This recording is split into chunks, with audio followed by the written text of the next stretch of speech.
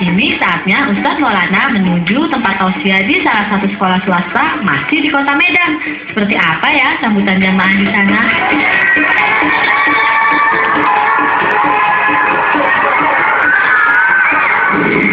Assalamualaikum warahmatullahi wabarakatuh.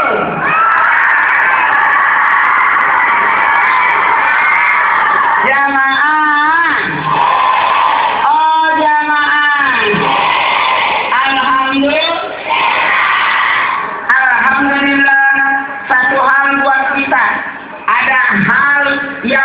Penting dalam kehidupan kita yang tidak boleh dibiarkan begitu saja. Ada 3 yang kita miliki. Yang pertama sebenarnya yang masuk dalam mulut kita.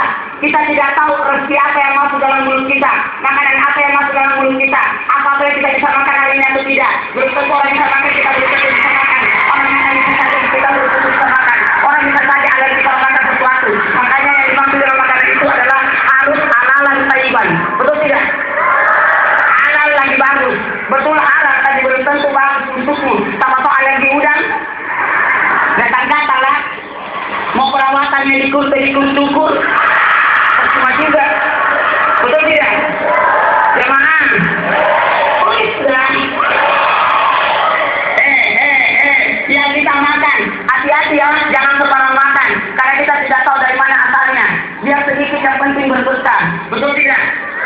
Tidak usah terlalu banyak. Betapa banyak orang kaya kurus badannya.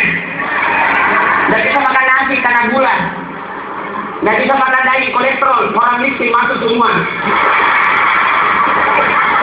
Nggak ada pantangan. Betul tidak?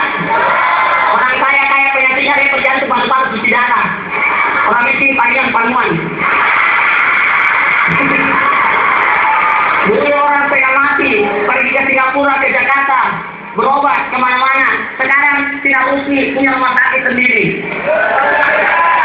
Maka yang saya salut satu-satunya mobil yang luar biasa fungsinya, multifungsi. Biasanya ambulans itu dipakai untuk bawa orang sakit. Sekarang bawa ustaz.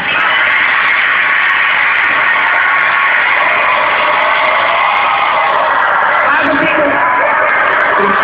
Orang semua balik di sana, ada apa ya? Ustaz di bawah. Untung saya tidak keluar kataanku begini.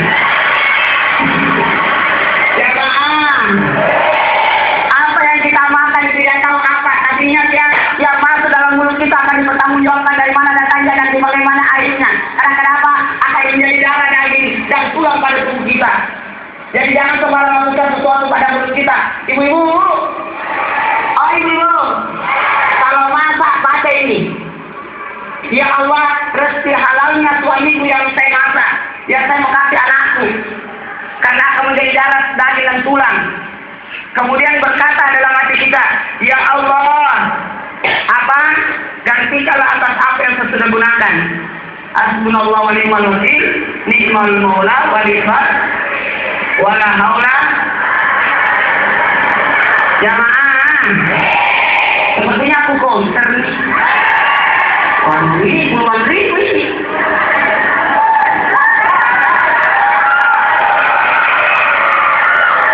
Jamaah, dosa yang paling susah penghapusannya adalah dosa yang masuk pada mulut kita. Bagaimana bisa dikabulkan doa kalau masuk makanan itu tidak jelas datanya? Tidak boleh mencela makanan. Apa yang ada itu saja, betul tidak? Apa yang disajikan itu saja. Nabi tidak pernah mencela makanan. Jangan coba-coba ya. Karena makanan itu sebenarnya adalah rezeki dari Allah yang ditentukan buat kita. Dan jangan mengambil-ambilkan makanan. Betul tidak? Jangan. Yang kedua, apa yang kita pakai? Ingat, yang kita pakai ini akan dipertanggungjawabkan. Apalagi alhamdulillah kalau kita bisa menutup aurat. Jamaah, ini belum masuk selama saya. Siapa suruh undang saya? Yang kita makan, yang kita pakai, Yang ketiga, yang kita sedekahkan. Alhamdulillah, makanya kita sangat bersyukur. Ayo kita puji Allah. Subhanallah.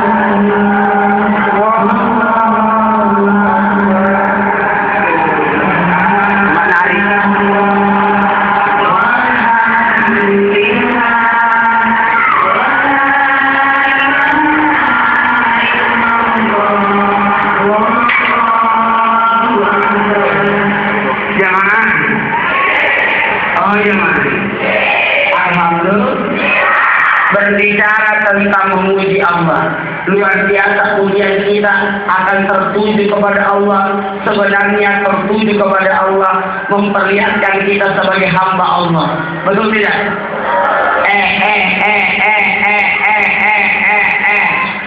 Usahakan hidup kita adalah hidup yang selalu mengingat Allah, betul tidak? Mau kemana kita?